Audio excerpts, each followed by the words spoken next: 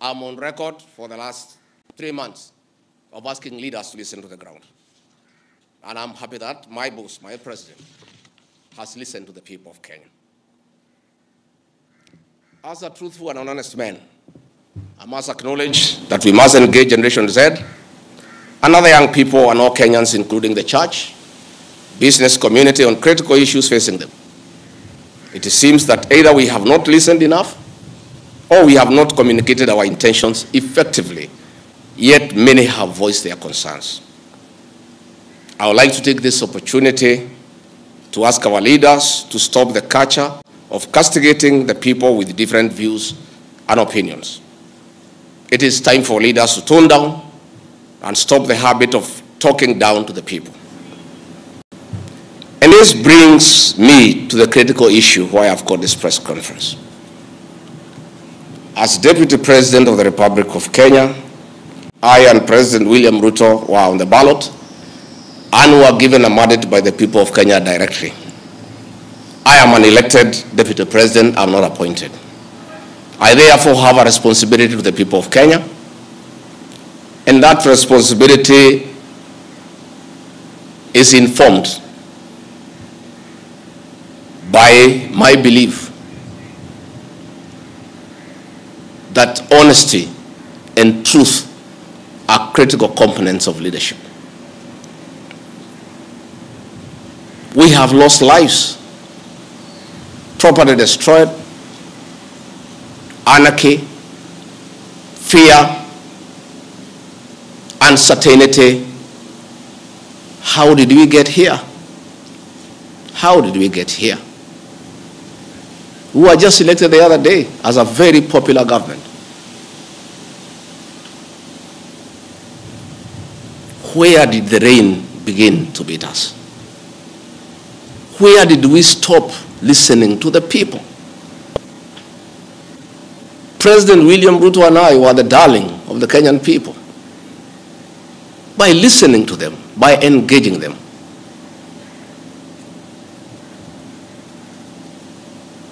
And as a government, we have established institutions to ensure we not only listen to Kenyans, but also genuinely understand their concerns. We invest significant resources in these institutions, particularly the National Intelligence Service, for this purpose. It is clear there has been a failure in the intelligence and advice we are receiving, particularly concerning crucial government policies. The President of the Republic of Kenya today has admitted that it has come to his attention that the people of Kenya did not want anything to do with the Finance Bill 2024.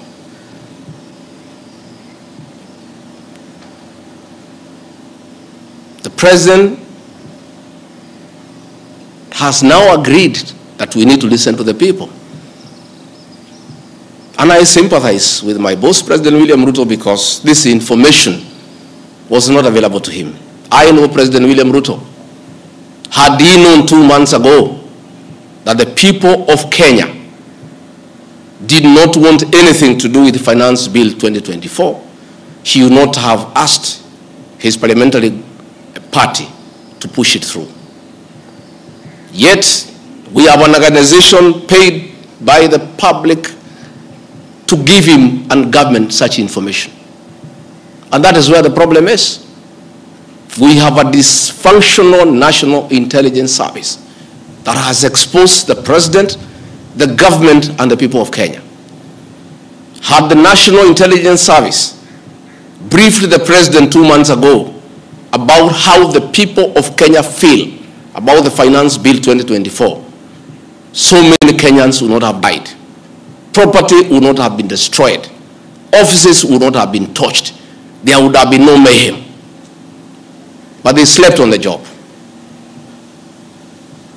It had to take people to die, property to be destroyed, protests across the country for the President to know the truth of what the people of Kenya feel. Yet, there is an organization paid for by the public to brief the President and the government about the feeling of the Kenyan people. Officers of the National Intelligence Service, officers of the National Police Service have told me in confidence they did not get advance intelligence briefs about the magnitude of the protest in Eldoret, in Kericho, in Nairobi, in Githurai, in Embu, in Nyeri. Since independence, there has been protests around Parliament. Never have protesters invaded and gotten inside Parliament. Senior officers have told me in confidence they did not have an advance intelligence brief about the intensity of the protest so that they prepare in advance. The National Intelligence Service slept on the job. And the problem is simple. The Director General of the National Intelligence Service, Nuruddin Haji, was a junior officer in the National Intelligence Service before he was appointed as DPP. When he was appointed to the office of the Director General, because of inferiority complex, he chased away all the people who were senior to him when he was in the service, therefore crippling the capacity of that service and making it dysfunctional. 3 directors were chased away